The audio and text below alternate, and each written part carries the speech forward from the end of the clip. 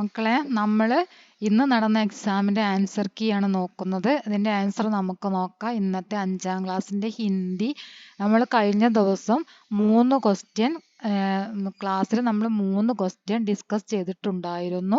അതായത് ആദ്യം ഒരാഴ്ച മുമ്പും അതുപോലെ തന്നെ ശേഷവും ഇന്നലെയായിട്ട് നമ്മൾ 3 ക്വസ്റ്റ്യൻ വീഡിയോ ചെയ്തിട്ടുണ്ടായിരുന്നു. ആ 3 ക്വസ്റ്റ്യനും നോക്കിപ്പോയ കുട്ടികൾക്ക് തീർച്ചയായിട്ടും ഇന്നത്തെ എക്സാം വളരെ സിമ്പിളായിട്ട് ചെയ്യാൻ പറ്റിയിട്ടുണ്ടായിരിക്കും എന്ന കാര്യം ഉറപ്പാണ്. നിങ്ങൾ അങ്ങനെ നോക്കി പോയിട്ട് സിമ്പിളായി ചെയ്യാൻ പറ്റി എന്ന കുട്ടികൾ തീർച്ചയായിട്ടും കമൻറ്റ് ചെയ്യുക. നമ്മൾ നോക്കിയത് ഏകദേശം ക്വസ്റ്റ്യൻ തന്നെയാണ് വന്നിരിക്കുന്നത് അല്ലേ. ഫസ്റ്റ് പാരഗ്രാഫ് സിമ്പിളായിട്ടുള്ളൊരു പാരഗ്രാഫാണ്. പിന്നെ നമുക്ക് വന്നിരിക്കുന്നത് രണ്ടാമത്തത്. അതുപോലെ തന്നെ നിങ്ങളോട് പോസ്റ്റർ ഉണ്ടാക്കാൻ വേണ്ടി പറഞ്ഞത് തന്നെയാണ് പോസ്റ്റർ ഉണ്ടാക്കാൻ വന്നത് അല്ലേ. പേട് ലഗായേം ഹരിയാലി ഫൈലായേം എന്ന സെൻറ്റൻസ് എഴുതിയിട്ട് ഒരു പിക്ചർ വരയ്ക്കുക, എന്നിട്ട് ബോക്സിലാക്കുക. നമ്മൾ പേടിൻ്റെ പിക്ചർ വരച്ചിട്ട് എഴുതുക എന്നൊക്കെ പറഞ്ഞ് പോസ്റ്ററിന് വേണ്ടിയിട്ടില്ലേ, അത് തന്നെയാണ് വന്നത്. അതുപോലെ തന്നെ 1 2 3 4 5 വരെ പഠിക്കാൻ പറഞ്ഞിട്ടുണ്ടായിരുന്നു, അത് തന്നെ എഴുതാൻ വന്നിട്ടുണ്ട്. 5 വരെ പഠിച്ച കുട്ടികൾക്ക് അതിൽ വളരെ സിമ്പിളായിട്ട് എഴുതാൻ പറ്റിയിട്ടുണ്ടായിരിക്കും. പിന്നെ നമുക്ക് മേണ്ടക്ക് ടെർട്ടർ താള് ലഗാത്തെ എന്നുള്ളത് ടെർട്ടർ ജൻ പി പി എന്നായിരുന്നു നമ്മൾ പഠിച്ച ക്വസ്റ്റ്യൻ. ഇതിൽ വന്നിരിക്കുന്നത് മോർ ജീങ്കൂർ പപ്പീഹ എന്നാണ്. അത് വളരെ സിമ്പിളായിട്ട് കണ്ടെത്താൻ പറ്റുന്നത് തന്നെയാണ്. അതെങ്ങനെ കണ്ടെത്തണം എന്ന ഓരോ ക്വസ്റ്റ്യനിലും ഞാൻ വായിക്കുമ്പോൾ നിങ്ങളോട് എങ്ങനെയാണ് അത് ചെയ്യേണ്ടത് എന്ന് കൂടി പറഞ്ഞു തന്നത് കൊണ്ട് വേറെ ഒരു ക്വസ്റ്റ്യൻ വേറെ മോഡലിൽ വന്നാലും നിങ്ങൾക്കത് മനസ്സിലായിട്ടുണ്ടാകും എന്ന് കരുതുന്നു. അതായത് ഒരു ലൈനിലേക്ക് നോക്കിയാൽ തന്നെ നിങ്ങൾക്ക് കിട്ടും അല്ലേ. ആ ലൈനിൽ ഇങ്ങനെ ഫുള്ള് ആ ലൈൻ നോക്കിയാൽ നിങ്ങൾക്ക് അതിൻ്റെ ആൻസർ കിട്ടും. അതുപോലെ ഹവ ഓർ ധൂൾ എന്ന കവിതയിൽ വന്നിരിക്കുന്ന വരികളും നമ്മൾ നോക്കിയ വരികൾ തന്നെയാണ്. പിന്നെ അതുപോലെ അതിൽ പറഞ്ഞിട്ടുണ്ടായിരുന്നു പിന്നെ ആശേ വാലി പങ്ക്തി ചുനുക്കർ ലിഖേം എന്ന് പറഞ്ഞിട്ടില്ലേ. ഇതേ ആശയം വരുന്ന വരികൾ കവിതയിൽ നിന്നും തിരഞ്ഞെടുത്ത് എഴുതുക എന്ന് പറഞ്ഞിട്ടുള്ള ക്വസ്റ്റ്യനും നമ്മൾ നോക്കിയിട്ടുണ്ടായിരുന്നു. പിന്നെ ലാസ്റ്റ് വന്ന അത് മാത്രമാണ് നമ്മൾ നോക്കാത്ത ഒരേ ഒരു ക്വസ്റ്റ്യൻ മാത്രമാണ് ലാസ്റ്റ് പിക്ചർ തന്നിട്ട് എഴുതാൻ വന്നത് മാത്രമാണ് നമ്മൾ നോക്കാത്തതുള്ളൂ. ബാക്കിയെല്ലാം നമ്മൾ നോക്കിപ്പോയത് തന്നെയാണ് വന്നിരിക്കുന്നത്. ലാസ്റ്റ് തന്നത് നിങ്ങൾക്ക് സിമ്പിളായിട്ട് ചെയ്യാൻ പറ്റുന്നതേ ഉള്ളൂ, വിചിത്ര ജീവിലുള്ളത് അല്ലേ. അത് നമ്മൾ സിമ്പിളായിട്ടുള്ളൊരു ചാപ്റ്ററാണ്, അത് വായിച്ച ഓർമ്മയ്ക്ക് നിങ്ങൾക്ക് ചെയ്യാനുള്ളതേ ഉള്ളൂ. അത് മാത്രമാണ് നമ്മൾ പറയാതിരുന്നത്. അപ്പോൾ നമുക്ക് നോക്കാം ഇതിൻ്റെ ആൻസർ എങ്ങനെയാണ് വരുന്നത് എന്ന്. നിങ്ങളുടെ എല്ലാവരുടെയും കമൻറ്റ് ഞാൻ വായിച്ചു, വളരെയധികം സന്തോഷമായി. നിങ്ങളെല്ലാവരും ലൈക്ക് ചെയ്തതിലും നിങ്ങൾ കമൻറ്റ് ഇട്ടതിലൊക്കെ 5ാം ക്ലാസ്സിലെ കുട്ടികൾ നന്നായിട്ട് വീഡിയോ കണ്ട് കമൻറ്റ് ചെയ്തിട്ടുണ്ട്. വളരെയധികം സന്തോഷം. നിങ്ങളുടെ വളരെയധികം സന്തോഷത്തോടു കൂടിയാണ് നിങ്ങളുടെ കമൻറ്റുകളൊക്കെ ഞാൻ വായിക്കാറുള്ളത്. നിങ്ങളെല്ലാവരെയും എനിക്ക് വളരെയധികം ഇഷ്ടമാണ്. അപ്പോൾ നമുക്ക് നോക്കാം ഇതിൽ ഒന്നാമത്തെ ക്വസ്റ്റ്യൻ എങ്ങനെയാണ് ചെയ്യേണ്ടത് എന്ന്.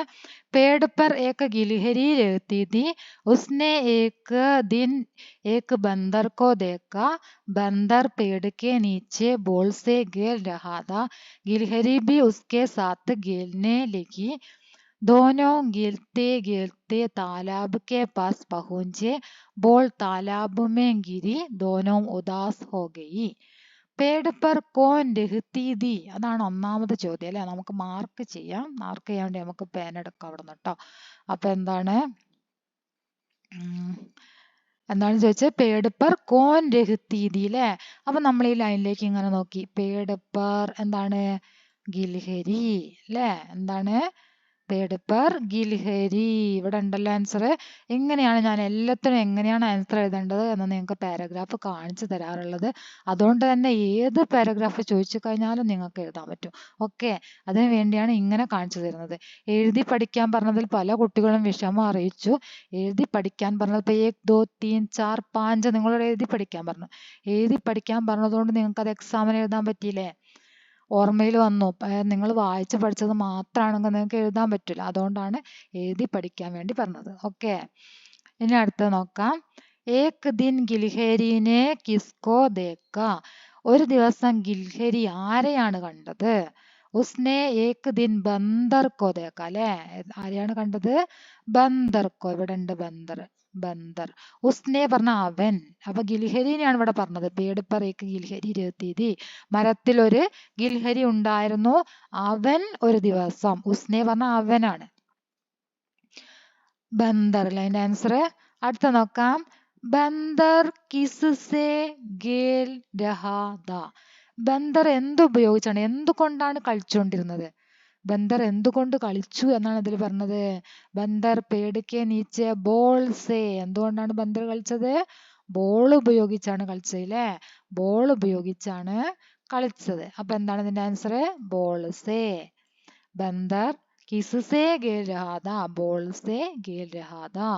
അടുത്ത നോക്കാം. സഹി പ്രസ്താവ് ചുൻകർ ലിഖേം. ഇതുപോലുള്ളൊരു ക്വസ്റ്റ്യനും നമ്മൾ നോക്കിയതാണ്. സഹി പ്രസ്താവ്, ശരിയായിട്ടുള്ള പ്രസ്താവന തിരഞ്ഞെടുത്തെഴുതുക, നമ്മൾ നോക്കിയതാണ് അല്ലേ. ഗിൽഹരി R Bandar Talab K pass പഹോഞ്ചെ. അത് നിങ്ങൾ ഈ പാരഗ്രാഫിലേക്ക് തന്നെ നോക്കി അതേപോലുള്ള ലൈൻ ആയിരിക്കും, അതാണ് നിങ്ങൾ എഴുതേണ്ടത്. गिलहरी और बंदर सड़क के पास पहुंचे. गिलहरी और बंदर बगीचे के पास पहुंचे. गिलहरी और बंदर घर के पास पहुंचे. എവിടെയാണ് എത്തിയത്? गिलहरी और बंदर पेड़ के नीचे बॉल खेल रहा है. गिलहरी भी उसके साथ खेल रही थी. दोनों खेलते खेलते तालाब के पास पहुंचे. गिलहरी और बंदर എന്താണ് നമ്മുടെ സെന്റൻസ്? എന്താണ്? താലാബ് ഗിൽഹരി और ബന്ദർ താലാബ് കെ പാസ് പഹുഞ്ചെ അല്ലേ, അതല്ലേ ശരിയായിട്ടുള്ളത്. ഗിൽഹരിനെയും ബന്ദറിനെയാണ് ഇവിടെ പറഞ്ഞത്. ഗിൽഹരി ബി ഉസ്കെ സാത്ത് ഖേൽത്തി രഹി. ദോനോ ഖേൽത്തെ ഖേൽത്തെ താലാബ് കെ പാസ് പഹുഞ്ചെ. രണ്ടുപേരും കളിച്ച് കളിച്ച് കുളത്തിന്റെ അടുത്ത് എത്തി. രണ്ടുപേരും കളിച്ച് കളിച്ച് എവിടെ എത്തി? കുളത്തിന്റെ അടുത്ത്. അപ്പൊ ആ രണ്ടുപേരും ആരാണ്? ആ രണ്ടുപേരെയും ഇവിടെ ആരാ പറഞ്ഞത്? ഗിൽഹരിയും ബന്ദറും അല്ലേ. അപ്പൊ ഫസ്റ്റ് താലാബ് കെ പാസ് ആണ് എഴുതേണ്ടത്. Talab K pass പഹുഞ്ചെ. നമ്മളിവിടെ നോക്കുമ്പോ എന്താ കാണുന്നത്? താലാബ് കെ പാസ് പഹുഞ്ചെ എന്നാണ് കാണുന്നത് അല്ലേ. ഗേൽത്തെ കഴിഞ്ഞിട്ട് ബാക്കിയുള്ളതൊന്നും നമ്മൾ ആ പാരഗ്രാഫിൽ കാണുന്നില്ല. താലാബ് കെ പാസ് പഹുഞ്ചെ എന്നാണ് കാണുന്നത്. അതാണ് നമ്മൾ എഴുതേണ്ടത്. സടക്ക്, ബഗീച്ചെ, ഘർ ഒന്നും നമ്മൾ ഈ പാരഗ്രാഫിൽ കാണുന്നില്ല അല്ലേ. അപ്പൊ അങ്ങനെ തന്നെ നിങ്ങൾ എഴുതിയിട്ടുണ്ടാവും എന്ന് കരുതുന്നു. ഇനി അടുത്തത് നോക്കാം. ബോൾ കഹാങ്കിരി. ബോൾ എവിടെയാണ് വീണത്? നദിമേം, സാഗർമേം, താലാബുമേം, ടോക്കരിമേം. എവിടെ ബോൾ വീണു എന്നാ പറഞ്ഞത്? ബോൾ താലാബുമേം ഗിരി. എവിടെയാണ് വീണത്? താലാബുമേം ഗിരി. ഗിരി എന്നുള്ളതിന്റെ അപ്പുറത്ത് എന്താ? താലാബുമേം. അപ്പൊ എന്താണ് ആൻസർ വരുന്നത്? താലാബുമേം. ഇതാണ് എന്റെ ആൻസർ ആയിട്ട് വരുന്നത്. ഇനി രണ്ടാമത്തെ ആക്ടിവിറ്റി നോക്കാം. पेड़ का जादू പാഠഭാഗ का यह अंश पढ़ें और प्रश्नों के उत्तर लिखें. पेड़ का जादू എന്ന പാഠഭാഗം വായിച്ചിട്ട് അതാ പാഠഭാഗം ഇവിടെ ഒരു ചെറിയൊരു ലൈനായിട്ട് നിങ്ങൾക്ക് തന്നിട്ടുണ്ട് ഒരു ബോക്സിൽ. അത് വായിക്കുക, എന്നിട്ട് ആൻസർ എഴുതാം. पेड़ के होने से वे आ गई. कौन आ गई? മരമുള്ളത് കൊണ്ടാണ് അവർ വരുന്നത്. ആര്? ചിടിയാം, തിത്തലിയാം, മച്ചലിയാം, ബില്ലിയാം. ചിടിയാം അല്ലേ, പക്ഷികൾ വരുന്നത്.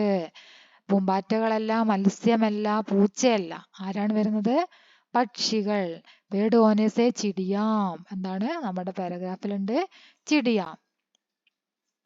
പേട് ലഗായേം ഹരിയാലി ഫൈലായേം. ഞാൻ നിങ്ങളോട് ഇതുപോലെ തന്നെ സെന്റൻസ് പറഞ്ഞിട്ടുണ്ടായിരുന്നു. എന്നിട്ട് ഈ സെന്റൻസ് എഴുതുക, എന്നിട്ട് നിങ്ങൾ പിക്ചർ വരയ്ക്കുക, എന്നിട്ടൊരു ബോക്സ് വരയ്ക്കുക അല്ലേ.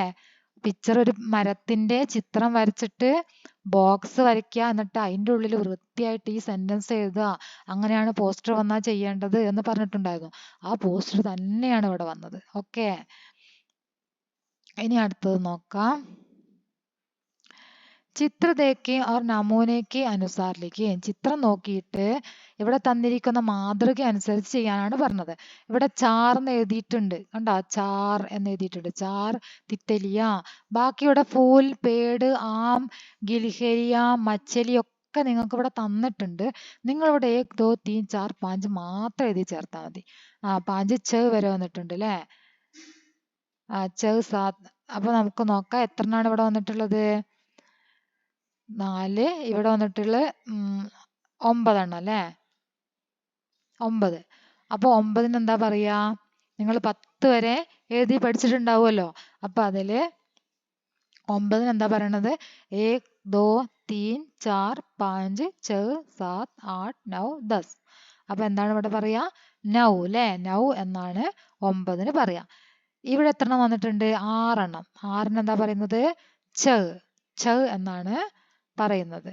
ഇവിടെ നൗ ഞാൻ എഴുതുക,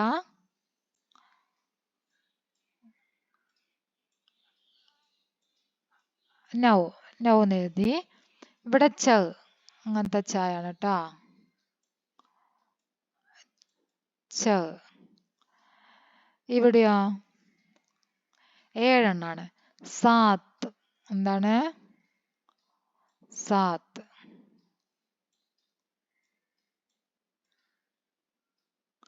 സാത്ത്. ഇവിടെയോ ദോ. ഇവിടെ എത്രയാണ്? ദോ.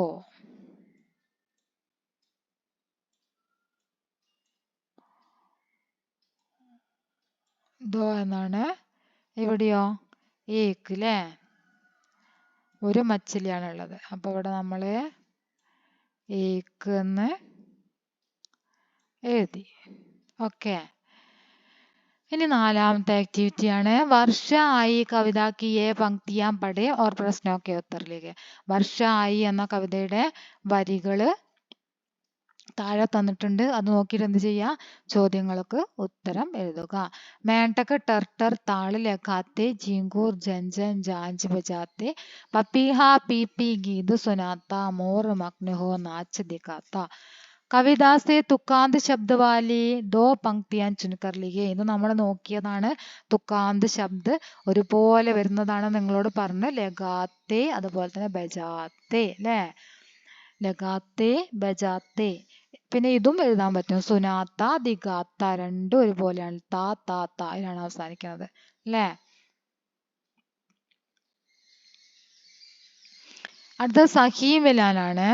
ജാഞ്ച് ബജാത്ത ഗീത് സുനാത്ത നാച്ച് ദിഗാത്ത. പെട്ടെന്ന് കണ്ടെത്താൻ പറ്റും.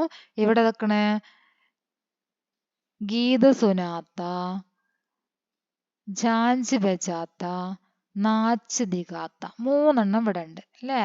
അപ്പൊ ഈ ജാഞ്ച് ബജാത്ത എന്നതിന്റെ അടുത്ത് എന്താ എഴുതിയത്? ജീങ്കൂർ എന്നാണ് എഴുതിയത് അല്ലേ? അപ്പൊ അതാ ഒന്നാമത് ജീങ്കൂർ ഒന്നാമത്തേന് എഴുതാം. മനസ്സിലായോ? ഒന്നാമത്തത് ജീങ്കൂർ. ഇനി രണ്ടാമത്തത് നോക്കുക. ഗീത് സുനാത്ത പപ്പീഹയാണ്. പപ്പീഹ. ഗീത് സുനാത്ത. അതാ ഗീത് സുനാത്ത. ഏതാണ്? ഗീത് സുനാത്ത പപ്പീഹ. ഗീത് സുനാത്ത പപ്പീഹ. അടുത്തത് എന്താണ്? നാച്ച് ദിഖാത്ത മോർ അല്ലേ? അപ്പൊ നാച്ച് ദിഖാത്ത മോർ. ഓക്കെ. അപ്പൊ ഇങ്ങനെയാണ് അതിന്റെ ആൻസർ വരുന്നത്. അത് നിങ്ങൾ നോക്കി ചെയ്തിട്ടുണ്ടാവും. നമ്മൾ ഇതുപോലെ ഒരു മോഡൽ നോക്കിയതാണ്. അപ്പൊ അതെങ്ങനെയാണ് ചെയ്യേണ്ടതെന്ന് പറഞ്ഞു തന്നിട്ടുണ്ടായിരുന്നു. അതിനനുസരിച്ച് നിങ്ങൾ എല്ലാവരും ചെയ്തിട്ടുണ്ടാവും. ഇനി നമുക്ക് 5ാമത്തെ ആക്ടിവിറ്റി നോക്കാം. हवा और धूल कविता की ये पंक्तियां पढ़ें और प्रश्नों के उत्तर लिखें. ഹവ ഓർ ധൂൾ എന്ന കവിതയുടെ വരികൾ വായിക്കുക, എന്നിട്ട് ചോദ്യത്തിന് ഉത്തരം എഴുതുക. കോൻ ദപ്പ് സെ നീച്ചെ ആയി. ആരാണ് ദപ്പ് എന്ന ശബ്ദത്തോടു കൂടി താഴെ പോയത്? ആരാണ് താഴേക്ക്? ധൂബ് ദപ്പ് സെ നീച്ചെ ആയി അല്ലെ? ധൂബ് സോറി ധൂള്. ധൂള് ധൂൽ ദപ്പ് സെ നീച്ചെ ആയി. അപ്പൊ ഇവിടെ എന്താണ് എഴുതേണ്ടത്? ധൂൽ ദപ്പ് സെ നീച്ചെ ആയി എന്ന് എഴുതാം അല്ലെ? അങ്ങനെയാണ് എഴുതേണ്ടത്. ഈ ആശയവാലി പങ്ക്തിയാൻ ചുൻകർ ലിഖേ. ഈ ഇതിന്റെ ചോദ്യം താഴെയാണ് 2 എണ്ണം ഉള്ളത്. ഇതിന്റെ ആൻസർ എഴുതേണ്ടത് നമ്മൾ ഇതിന് 2-നാണ്. ധൂൾ ആംഖേം ബന്ദ്കർ ആകെ പീച്ചെ ഓർ ദായേം ബായേം ഗോചത്തി രഹി. ഇതുപോലെയുള്ള ഈ സെന്റൻസിൽ എഴുതിയതുപോലെയുള്ള വരികളാണ് നമ്മൾ നോക്കേണ്ടത്. ധൂൾ ആംഖേം ബന്ദ്കർ ആകെ പീച്ചെ, ധൂൾ ഗോചത്തി ആംഖേ മീച്ചെ, ദായേം ബായേം ആകെ പീച്ചെ. കണ്ടോ? ഈ വരികളാണ് ഒന്നാമത്തെ ആൻസർ ആയിട്ട് വരുന്നത്. ധൂള് ആംഖേം ബന്ദ്കർ. കണ്ട? ധൂള് ഗോചത്തി. ഗോചന അന്വേഷിക്കുക. ആകെ മീച്ചെ കണ്ണടച്ചിട്ട്. ദായേം ബായേം ആകെ പീച്ചെ ഇടം വലം മുന്നും പിന്നും അന്വേഷിച്ചു. അതൊക്കെ ദായേം ബായേം ഗോചത്തി രഹി. ആകെ പീച്ചെ. കണ്ട? ആകെ പീച്ചെ ഇതിലുണ്ട്, ദായേം ബായേം ഉണ്ട്. കണ്ടില്ലേ? അപ്പൊ ഇതിന്റെ വരികൾ ഈ രണ്ടെണ്ണമാണ് ഒന്നാമത്തത്. ഇനി രണ്ടാമത്തെ നോക്കാം. ഹവാ സാസേ ഗീഞ്ച് കർ ധൂൾ കെ നീച്ചെ ചൽ രഹി थी. हवा सांसें गींज कर धूल के नीचे चल रही थी. हवा चल रही सांसें गींजे നീച്ചെ നീച്ചെ ധൂൾ കെ നീച്ചെ. വളരെ സിമ്പിളായിട്ട് കണ്ടെത്താൻ പറ്റിയതാണ് അല്ലേ? ഇത് വളരെ സിമ്പിളായിട്ട് കണ്ടെത്താൻ പറ്റിയ കാര്യമാണ്. ഇതാണ് രണ്ടാമത്തെ ആൻസർ ആയിട്ട് എഴുതേണ്ടത്. അപ്പൊ ഈ രണ്ടെണ്ണം ചെയ്ത് കഴിഞ്ഞാൽ നിങ്ങൾക്ക് ഈ രണ്ടെണ്ണം ഈ മുകളിൽ എഴുതി ഒന്നും കൂടെ ചെയ്ത് കഴിഞ്ഞാൽ എത്ര മാർക്കായി? 5 മാർക്കായി അല്ലേ? ഇനി ലാസ്റ്റ് ആക്ടിവിറ്റി, അതാണ് നമ്മൾ നോക്കാത്തൊരു ആക്ടിവിറ്റി വന്നത്. ഇതാണ് ചിത്ര ദേഖേം ഓർ സൂചന കെ അനുസാർ ലിഖേം. ചിത്രം നോക്കിയിട്ട് സൂചന അനുസരിച്ച് എഴുതാം. നിങ്ങൾക്ക് 5 ആക്ടിവിറ്റി അല്ലേ ചെയ്യേണ്ടത്, നോക്കാത്ത ഒന്ന് മാത്രമേ വന്നിട്ടുള്ളൂ. ബാക്കി 5 ചെയ്താൽ തന്നെ നിങ്ങൾക്ക് ഫുൾ മാർക്ക് കിട്ടും. എങ്കിലും 6 ചെയ്യണമെങ്കിൽ ഇതും കൂടെ ചെയ്യാം അല്ലേ? 6 ചെയ്ത് വെച്ചാൽ, നിങ്ങളോട് പറഞ്ഞല്ലോ 5 6 ചെയ്ത് വെച്ചാൽ നിങ്ങൾക്ക് മാർക്ക് കുറയല്ല ചെയ്യുക, കൂടുകയാണ് ചെയ്യാന്ന് പറഞ്ഞിട്ടുണ്ടെങ്കിൽ അല്ലേ? എവിടെയെങ്കിലും നിങ്ങൾ ചെയ്തൊരു വർക്ക് മിസ്റ്റേക്ക് വന്നിട്ടുണ്ടെങ്കിൽ നന്നായിട്ട് ചെയ്തതിനാണ് മാർക്ക് കിട്ടുക. അപ്പൊ ഈ 6ാമത്തത് ചിത്ര ദേഖേ ഓർ സൂചന കെ അനുസാർ ലിഖേം. അത് ഈ താഴെ സെന്റൻസ് നോക്കിയാൽ തന്നെ നമുക്ക് വേഗം ചെയ്യാൻ പറ്റും. കാരണം അത് അത്ര വളരെ സിമ്പിൾ ആയിട്ടുള്ള ഒരു കഥയാണിത്. നിങ്ങൾ കുറേ പ്രാവശ്യം വായിച്ചിട്ടുണ്ടാവും. ഇത് കുട്ടികൾക്ക് ഇഷ്ടമാണ്. ഇത് ചിത്രവും ചിത്രത്തിൽ കുറച്ച് മാത്രം സെന്റൻസേ ഉള്ളൂ. അപ്പോൾ ഇത് വായിക്കാൻ കുട്ടികൾക്ക് വളരെ ഇഷ്ടമാണ്. അതുകൊണ്ട് തന്നെ നന്നായിട്ട് വായിച്ചതുകൊണ്ട് തന്നെ അത് ചെയ്യാനും പറ്റിയിട്ടുണ്ടാവും. അപ്പൊ നമുക്കൊന്ന് നോക്കാം. ചോഞ്ച് ബോൾ മേ ഫംസ് ഗയി. ചോഞ്ച് ball may ഫംസ് ഗയി. ചുണ്ട് ബോളിന്റെ ഉള്ളിൽ കുടുങ്ങി.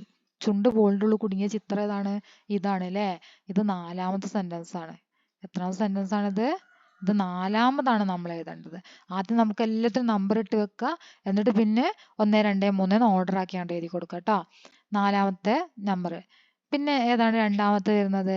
വാ കിത്തന മസ. അത് ഇവിടെ തന്നെ വാ തന്നു വെച്ചിട്ടുണ്ട്. അത് കണ്ടാൽ തന്നെ നിങ്ങൾക്ക് അറിയാം രണ്ടാമത്തെയാണ് അത്. ഇത് രണ്ടാമത്തെയാണ് വരുന്നത്.